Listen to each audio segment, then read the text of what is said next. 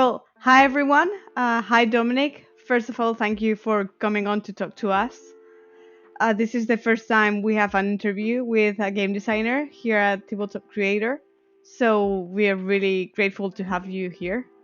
Hi, Monica. Thanks for having me. I'm really super excited to chat with you about Tabletop Creator and the community around it. Yeah, it's something that we want to try out and hopefully be able to bring like the perspective of people that have more experience designing to everyone in the community. You've been a really important figure in the tabletop creator community. You've helped a lot of people, so we're really happy to have you. Well, first of all, would you want to tell us something about yourself? Introduce yourself. Yeah, sure. My name is Dominik, and I've been working on my own game for like 4 years now. In my previous career, before I started my own small little indie gaming studio, I've been working in marketing for a video game company, and before that, I've been a journalist. And so 4 years ago, I kind of kicked off my journey to try out to make my own first game. And now we are going to and we are basically on the path to launch the game on Kickstarter now. Yeah. Um, your game, Hope, it's Neon Hope, right? Yes, So, correct. what led you from being a journalist, basically, into game designing? Because it's a really big change. I think I've always been interested in game design. I've been reading a lot of articles about the topics. Just was something that always sparked my interest. I don't know if you remember. I don't know if this goes on these days as well. Mark Rosewater, the lead designer of Magic the Gathering, he had been publishing this design column for years in the past, and I'd kind of read that for a long time, and that kind of led me down this path to seek out more and more, yeah, game design, information. And I think these days we live in this how do you say, live in this overabundance of these resources. I think it's I, as a teenager, would have been incredibly thankful for that. Nowadays you just go on YouTube and there are even channels who are dedicated to teach you about game design, and I think this is such a great thing. And I think to come back to your original question, 4 years ago, so throughout the years, I've always been dabbled in game design, thinking, oh, maybe I could do my own game, but I never really had an idea what I wanted to do. So the same is with my co-designer of Neon Hope, Francesco. We've been talking about this idea. How can we, when we played games, um, we've often discussed how could you improve this game? How would we improve? Is always maybe not the right word. How would we make it different than the original design? And so that's something we've been discussing for a long time. But um, then 4 years ago, I finally had this idea for a game that kind of I wanted to make that felt like it was missing. We always thought about, oh, we could make a game, but what is actually but that then felt oh yeah, it's just another one of those games that already existed. And I think Neon Hope was for us kind of the game that we yeah where felt like we had found a niche that didn't exist yet. Yeah, we had a chance to look a bit at your game. We've seen the design. It looks really good. Um, yeah, so you started working on Neon Hope because you wanted to make a game that you loved, basically that would I fix all the issues that I you. think I think no game can fix all the issues. I think what I wanted to do is two Hmm. specific things. And so one is so in the genre of storytelling games, I think there are some lovely games out there, but often board games, they are not very nuanced in their storytelling, or it's it either stays on the surface of an idea, or it just has a very basic, like a setup that doesn't really like lend to deep narratives. And I think there are reasons for that. Like I think it's by design often. Like so a lot of storytelling in board games boils down to like or oh my god, the orcs, they have like captured someone, now you have to rescue them, and then like it turns out the guy who looked really evil was actually evil, to no surprise. And I think there is like in gaming there is an opportunity to provide narratives that aren't as clear cut black or white, that provide you with ideas that, yeah, as I said, are more nuanced. Like there, there are hard decisions that aren't like just good or evil. And I think I wanted to make a game that told a story that within this, like that did something like this. And that's what the first reason. And the second reason was, there are some games in this card game strategic storytelling genre. I mean, just to name maybe a few so people can imagine what I'm talking about: Arkham Horror, the card game, Lord of the Rings LCG, there's the new Earthborn Rangers now. And these types of games, they require you to build a deck, which then leads you down, like, which is great for a certain target, like for a certain player who loves this, to do this. But it also means that these types of games, they are kind of like a lifestyle. They You need to prepare before the game, you have to think between each game, how do you build your deck, what do you do? And I think many players, probably me including, in some way, we don't have like we don't have the like people don't have this time to invest in these games, but they would still love the experience of the actual game. So a lot of people, they have like demanding jobs in our age, like if in our age they have like kids. So maybe you can find the time to like meet with a friend every 2 weeks for like one game session, but what you don't have the time for is to spend like 2 to 3 hours to prepare for this game session. And so I wanted to make a game that enables you to just like could start playing right away, but provided a similar game feel than these types of games. Yeah. So it's a way more relaxed experience. Would you say it's more focused on like the story and the world building? Definitely that too. Like, so I think with that come a lot of design decisions that make you streamline the game more, because you want to be more approachable. So the first thing is, of course, removing or limiting. Like, we didn't fully remove deck building. I want to highlight this because some people love to do that, and so we want to provide some options for that as well. But we want to limit it to something that everyone can do and can do quickly, or don't have to do it at all if you don't wanna. And then the other thing is, once you play, we don't want you to be bogged down by a lot of like, how do you say, like, yeah, like the rule within the rule that's within the, like, there's an exception within the exception. You know, like some games, they do this. And so one thing we spend a lot of time in our design on is just like, whenever there was an exception, we kind of spend a lot of time to figure out a way to do it without the exception. So the rule would be just straightforward. We didn't Yeah. manage to do this for every case, of course, but we tried to reduce this as much as we could. Yeah. Well, for those that don't know what Neon Hope is, because we are talking about quite a bit about like the mechanics of the game and everything surrounding it. But what is Neon Hope? What do you want to tell us about? Because you're about to launch the Kickstarter. Yeah, I think I should have started with that. So Neon Hope is a cooperative storytelling card game. It is it has a near future cyberpunk-esque theme, but it's before the dystopia has been fully realized, and you play people who are still trying to prevent the worst from happening. So to tie back to what I've said earlier, we specifically chose a setting like this, like a more contemporary, but not too far removed setting, to tell basically these nuanced stories that you could relate to. Like the things that happen in Neon Hope, we at least hope that they feel like something that's not too far removed from the reality that exists today.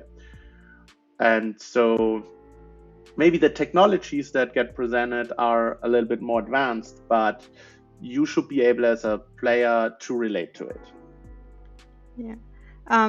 What was the inspiration behind the game? Because it's very cyberpunk. It reminds us a lot of something like Blade Runner, for example, but way more positive.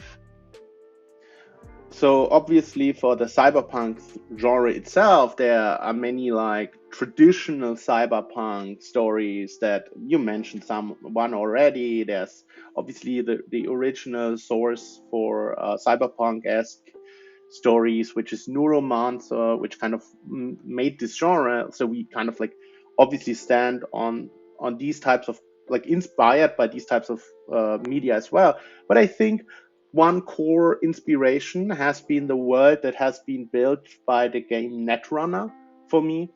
I think what they did, and which has been highly influential, is they took the idea of cyberpunk but wrote a future that was more drawn from contemporary themes. So in traditional cyberpunk, which comes from the 70s, 80s, it obviously draws from ideas of how to portray the future that come from the 70s and 80s. So they look, from my perspective, if you sometimes look at their themes or the focus that they have, they look a little bit dated. And so I think what has been a big inspiration has been the world of Android Netrunner, where like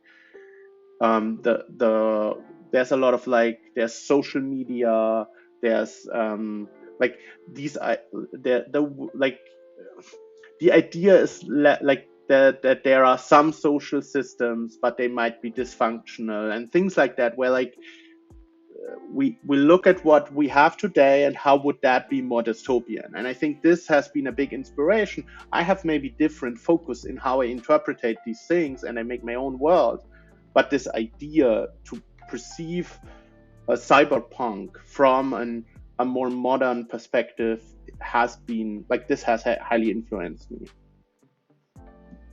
Okay. And how has been developing this game? Because you have developed it alongside another person. How has it all been? Has it been? Have you found it hard? What have you found like the most fun, basically? Also. Yeah, making any game is tremendously hard, I think. It's something that a lot of people underestimate, and me probably including. I I think what you need to make, like what I've learned throughout all these years making Neon Hope, and it's that that comes up again and again, is that you need to redo your own game so many times. So I think we had some core ideas on how to make the game. Like we didn't only have like this storytelling, like how do you say, like the storytelling reasons to make this game. There were some like core basic mechanical ideas that we had, and they did not work at all. Like they just did not work. But I think you should not draw the wrong conclusions from that. Like if you make your game and it doesn't work, it doesn't mean that the idea is bad. It just means you have not found the right execution yet. And it can be very hard in game design because finding the right execution kind of means to rebuild your game from the core again and again. And you have to build up a huge resilience where you are accepting that this is something that's happening. And I think that's something in this process where I remade Neon Hope like 8 times from the ground up. We made it like remade it like 8 times till it was somehow resembling what it is today. Like where you see that, oh, this is kind of working now. We now can focus on more details. It's not, and then even once we got to a point where the game is stable and you believe, oh, this is the game, we have made the game, there were 2 moments where someone kind of, another game designer challenged me and said, this is not really good enough in your game. And I was like, but there's no way to make it better. And they are like, and then when I went home, I sat together with my co-designer Francesco and I said, what if they are right? What would we do? And in both times, like, obviously this has happened more than twice, and we came to the solution in these cases, oh no, there's nothing we should be doing. But in these two cases, we were like, they are right, and we have to redo this whole system because we need to change this. And I think this, being open to do these type of things, this is something, that's really the hardest part about game design.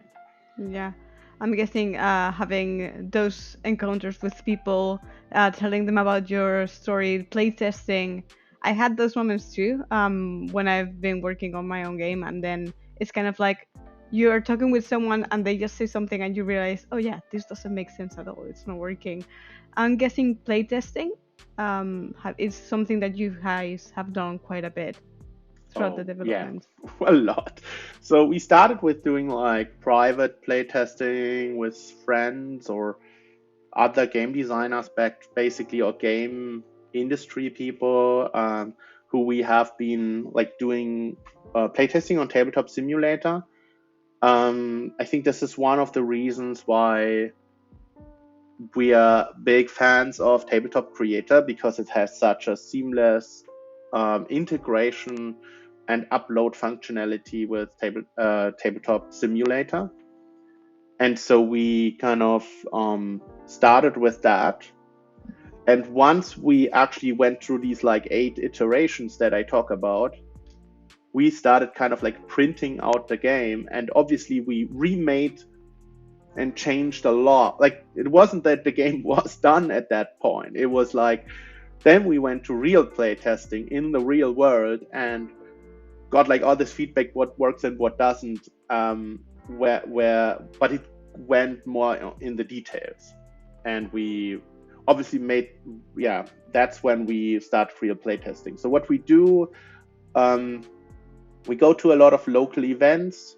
There's a community of designers locally where once a month at the local board game cafe we meet up, and there's an event where people are invited to join to play test games that have not been published yet. And seeing this, and this in addition to just like private meetups, like monthly meetups with these game designers as well. And I think I can only encourage everyone who's playtest making a game to look out for these communities in their area, like if they already exist, because often they exist, but they are very badly communicated. Like many big cities, they have a community of game designers who kind of like all hang out in the same WhatsApp group and kind of meet regularly, but you kind of have to find them and talk to people in the community to find them. And if they don't exist, I think what you should do is start such a community with other people who are designing games around you, because it's very valuable in pushing your game forward and finding like these events, like who will show up if you say, oh, I'm playtesting my game this Sunday at the board game cafe. Yeah, like no one will show up. But if you say, me and like these 5 designers, we all present like preview versions of games, and it's like a whole event, people will show up and they're like, oh, that's cool, I'll look at all these new games that have not been published yet.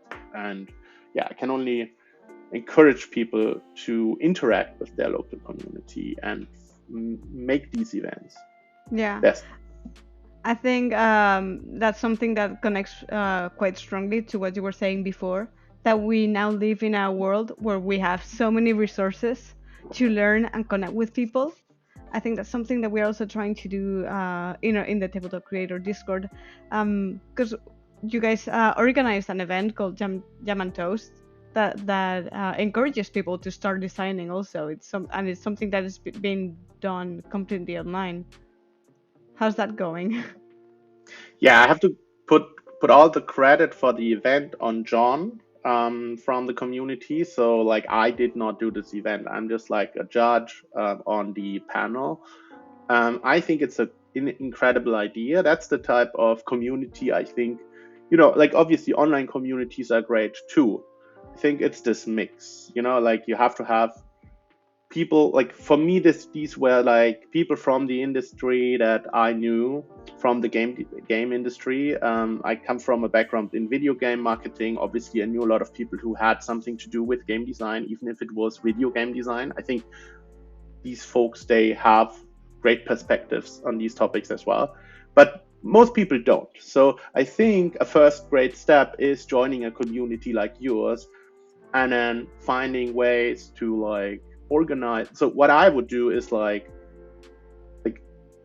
if I didn't have this, I would try to run like a regular session where people test each other's games, maybe once a month, maybe every 2 weeks, like, and then this is a great online resource. And once you go beyond that point, you need to play test in real life. I think that's a key thing as well. Like you can do a lot of online playtesting for your early design. I think that's at least my experience. But then you need to meet people in the real world, and things change. So I have a good example for this. In game design, so sometimes you have mechanics that work well digitally on like tabletop simulator, and they don't work in real life well, or they work well in real life and they don't work really well in tabletop simulator. And I think you have to challenge yourself in trying things out if you believe in them as well in this case. So I bring you an example from our own game, so this is maybe more better to understand. So in our game we have like this random mechanic which is called the grid. It's basically these 19 tokens that you put on the table, and during the game you reveal them to modify things that you are doing. And this is a system that if you do this on tabletop simulator without automation, it feels like the worst game design idea ever. Like it feels like, oh, this takes like a million mouse clicks to do. It takes a lot of time to manage, because you have to reshuffle the tokens for certain effects and things like that. And it's just very cumbersome. And then so we automated this. So you can obviously automate this. But then the first intuition is, oh, if we have to automate this on tabletop simulator, it's a really bad mechanic because you cannot just quickly do this. But the reality is that if you go at a table, it's not a problem at all, because it's very easy to shuffle 10 tokens.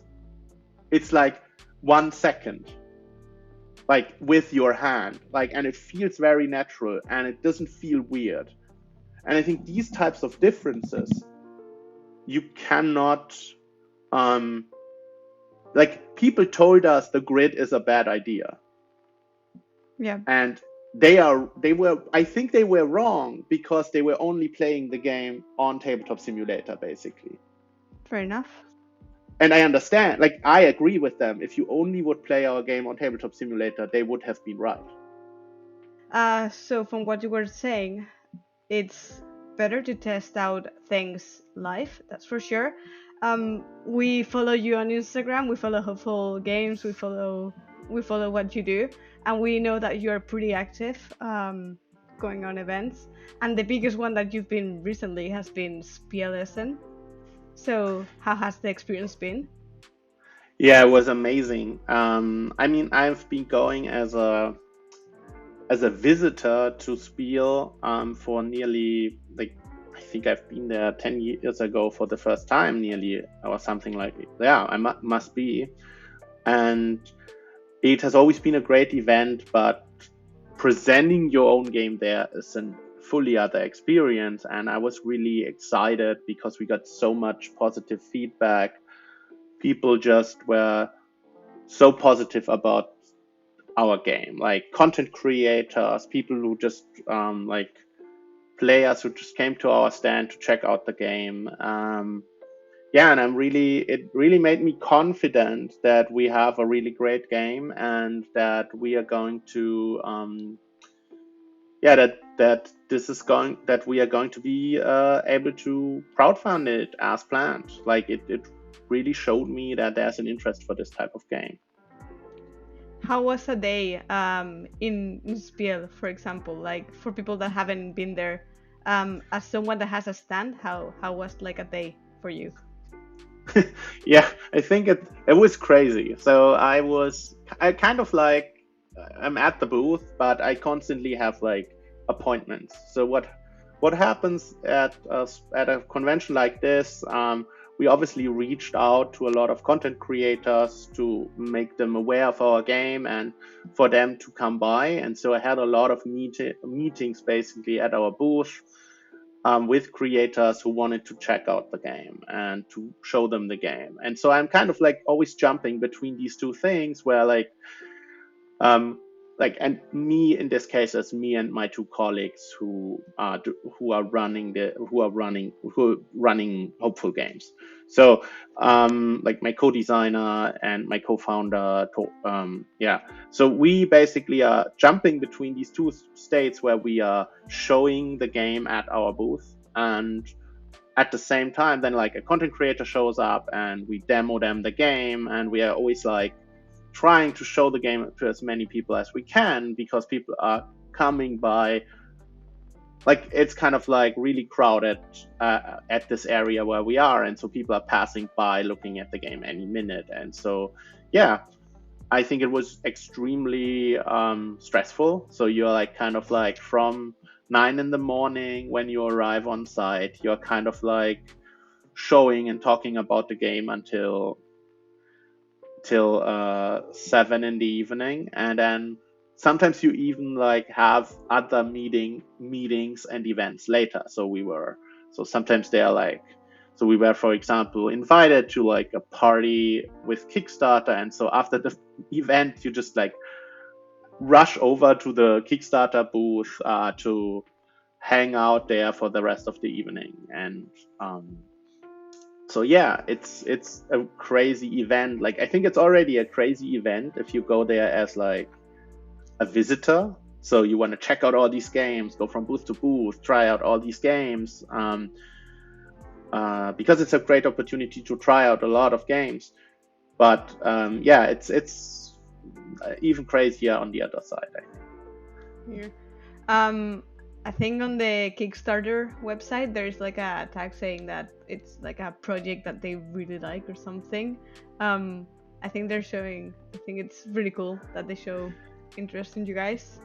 Yeah, I'm so glad we got that tag. So yeah, we have been in contact with them, and yeah, I'm very confident that yeah, this also is a good sign. You know, like we have been, as I said, the the creators and the players who came by the booth were super excited, and looks like Kickstarter likes the game as well. So I think these are all great signs for the game, and I'm super excited that we have still to do some stuff, you know, like we have to show the game to more people.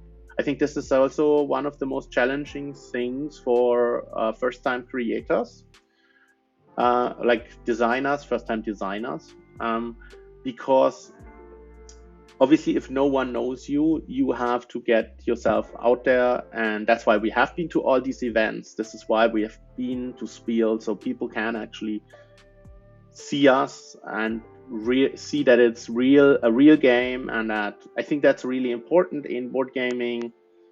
You can be there on your social media telling people, oh, I'm making a game, it's coming out, you know, like, but I think it's also important that you go to the event, that then people see it's a real game and these people are real and this game is coming out, and it's not just like some guy on social media saying that he's making a game that maybe never comes out.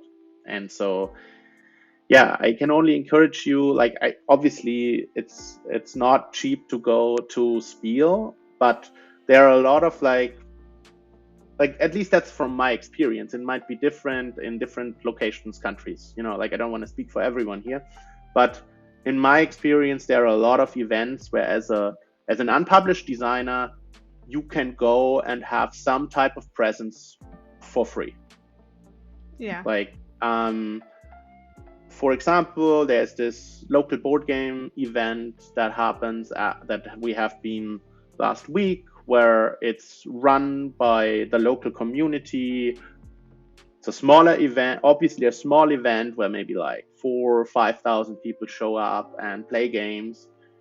But it's a great opportunity to get out your game early and show it to people. And we have been there this year again, and people already know us. They are like, "Oh, I saw you last year. You still had a prototype, but this year you are here showing the real game." And I think this is what you just have to do. You have to get your game out there. Yeah. It's really exciting. I really cannot wait to see what happens. Is there something that you wish you had known before starting, this whole journey?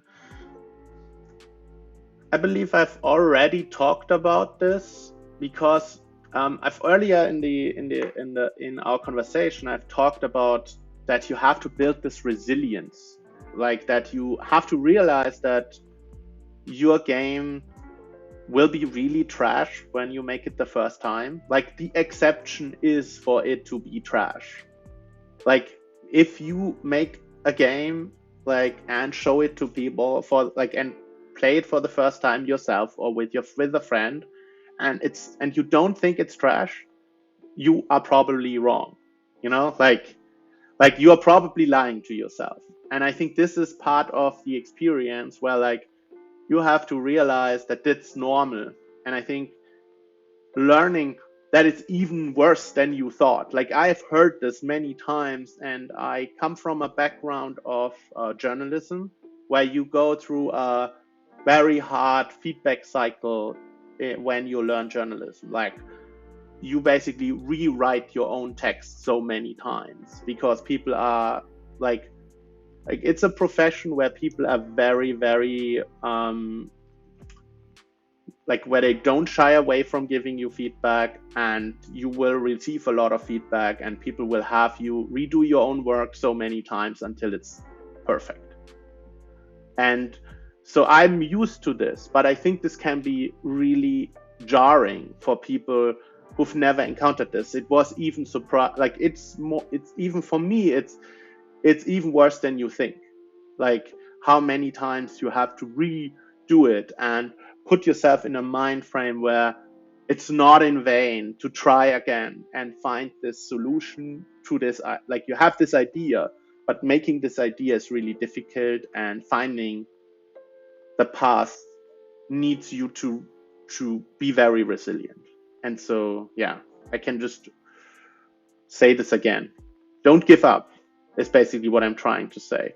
I think, yeah, if you don't give up and just try and try again, you will succeed in like making a great game. Yeah, that's part of the process.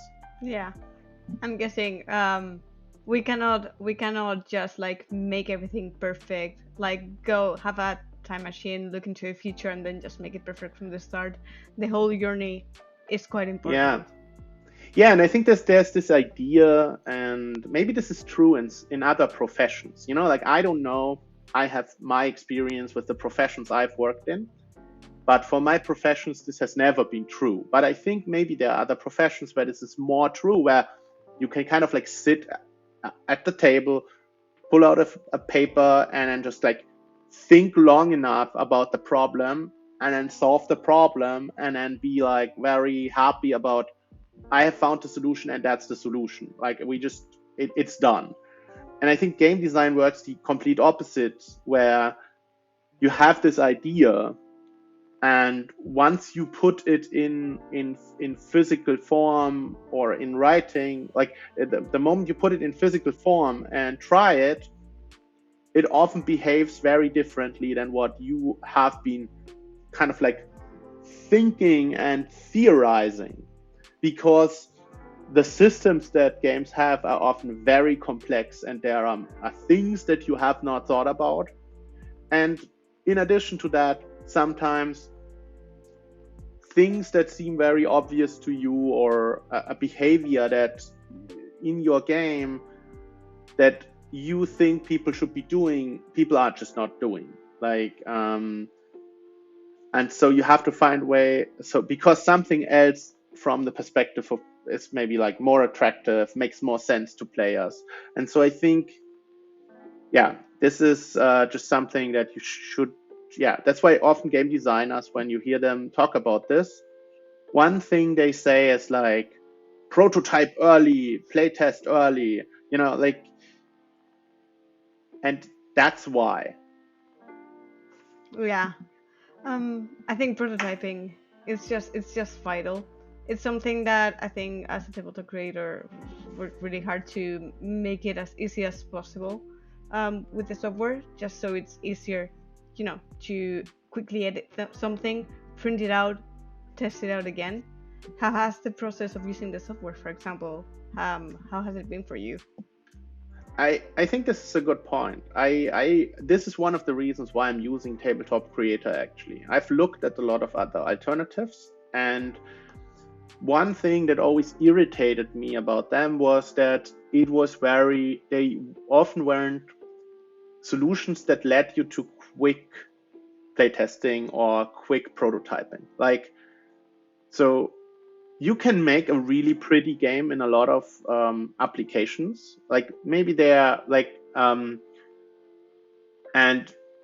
but one thing that they often don't help you with is just getting the thing out in like a first draft. I think you can do pretty things in Tabletop Creator as well. I'm not like saying it's not good for that as well.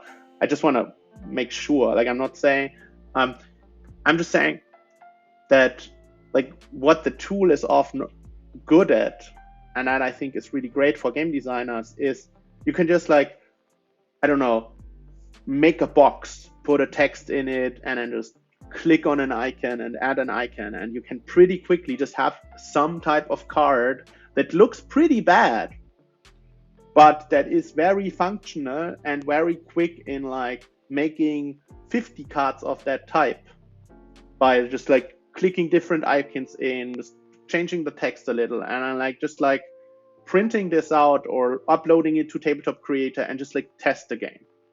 Yeah. So like, and I think this is a great strength, and it's one thing that is often overlooked in other solutions. Yeah, it's better to have the mechanics, to have the story, to have everything ready, and then just keep working on the design, because otherwise it's just going to be a bit redundant. It's just going to be extra work.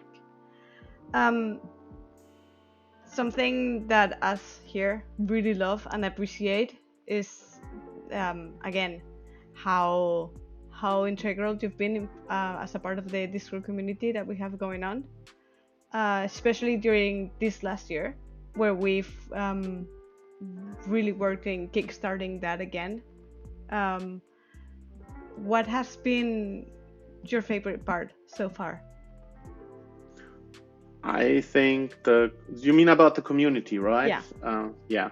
So I think the community at Tabletop Creator is really great about helping each other with advice. So for me, this is often technical advice. Like I think there's also a lot of game design advice in the community. It's just not something because of all these, like I mentioned, I have a lot of people I talk in real life about game design. So the thing that I often come for advice to the community is like very technical. And so I think like technical in like, oh, how can I use the tool to do X? And then people like respond immediately and have like 3 different solutions, and I can see which one works best for me. And I think this is really great, like designers supporting each other. And I often see like these conversations about design as well. I rarely ask these type of questions, but I answer them sometimes when I think I can contribute something that hasn't already been said, because I'm not as quick as other people. I'm often like an hour or two too late after everyone have already said all the obvious answers. And yeah, I think especially the new game jam that's running right now has brought the community together. in a way that hasn't happened before. And I would really hope that this happens more, where people talk about their own designs more in a space that is very public and help each other. And yeah, that's great. Yeah. And it's also like a global community. I think maybe people answer faster than you because they're in the US, so they answer fast. I'm in Germany, It's actually, yeah. just so you know. But Yeah, I yeah. think it's the same. Yeah, they might be in the US, or, like we all have busy lives, and someone is just in that minute at their computer, and opening Discord. And I might be opening Discord an hour later to respond to something else. Yeah, it's just how these things work. Yeah.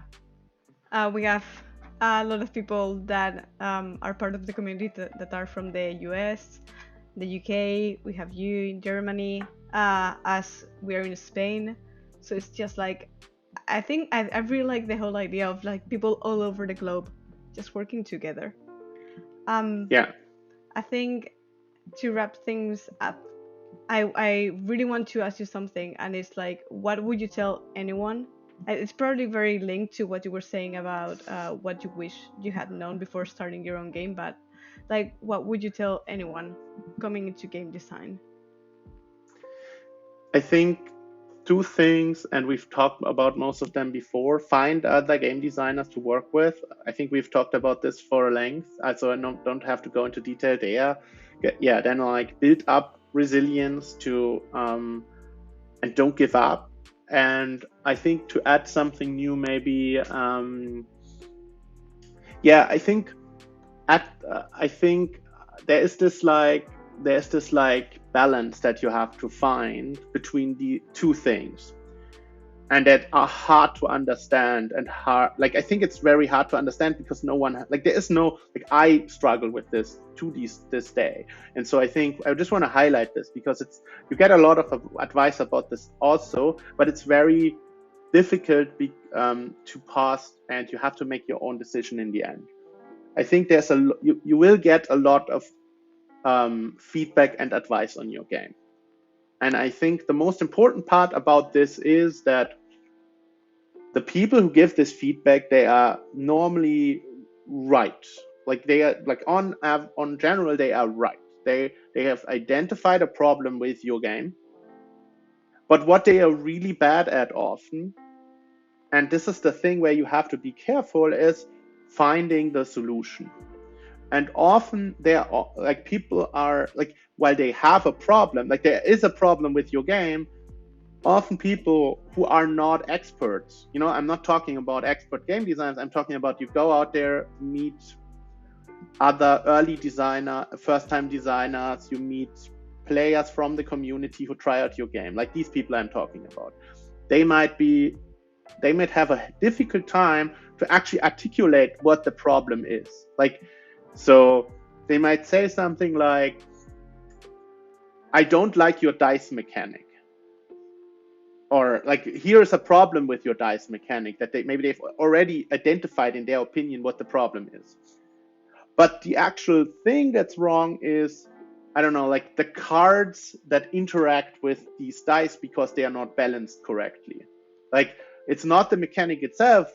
The mechanic is maybe great, the baseline mechanic, but it's the way how you manipulate the mechanic that doesn't feel great. It just, like, hasn't been done well enough. And so I think you have to be very careful if you have you have to always dance this dance between these two things, where on the one hand you need to listen to these people because they are normally right, but you should also be very careful about just throwing out your core ideas, like so I will bring an example from my own design. So very early in design, I had a strong belief that there's this interesting mechanic where enemies would respond to you doing things with the random mechanic. And I got a lot of negative feedback about that, because it's a very unusual mechanic that people don't know. And so they were they were quick to criticize if something wasn't working perfectly, because there wasn't anything to relate to. Like, it wasn't like that they could look at another game and say, oh, this game has done it this way, so your idea is good, but you have to do it differently. But instead they said, this is a really dumb idea, you should just remove this from your game. Like, they didn't say it in these harsh words, obviously. Yeah, they were really nice about this. Yeah. I'm just like rephrasing. And my co-designer was saying this as well, you know? But I kept working at this until I found the sweet spot where this was somewhat working and was cool. Because I believed, like, I went through the whole iteration process that I talked about earlier. Like, and if I'd given up too early, I think this mechanic would be missing from Neon Hope, and it would have made the game less good, like less innovative in a way. And I think you have to be careful to dance between these two poles, where you have to be strong in your own design or your ideas, but you also have to listen to these people and make like these hard choices to like question these beliefs or these ideas that you have, like, but then continue to work on them. They like don't say, oh, but it's good, so I leave it. Like, of course, need to iterate on this, but don't completely throw out your idea just because it doesn't work out in the first place. Yeah, I think that's really good advice. Like, be true to yourself, be true to your game, basically. But at the end of the day, also do the best for the user. Don't make the game that already exists just because that's what people know and give you advice that you should make your game more like the other game. But you also still have to fix the problem that they are having with the game. If they're not having fun, your game being different is not a good excuse for that. Like, your idea still has to work, but don't throw away the idea immediately. Yeah. Well, thank you so much for talking to us. I think people are really going to enjoy this whole conversation we've had. And to everyone that's listening, I invite you all to follow Hopeful Games on their socials, and we'll be sharing the link to the Kickstarter so you can check it out yourself and stay tuned to when it comes live. And we'll be also sharing that with you guys. Dominik, thank you again. Thank you. It was a pleasure being here and talk. I always love chatting about the game and game design. And I hope, if anyone from the community has any like follow-up questions, or maybe they disagree with me or have any feedback, I would love to know. Like, let me know in the Tabletop Creator Discord what you think, and I would love to start a conversation.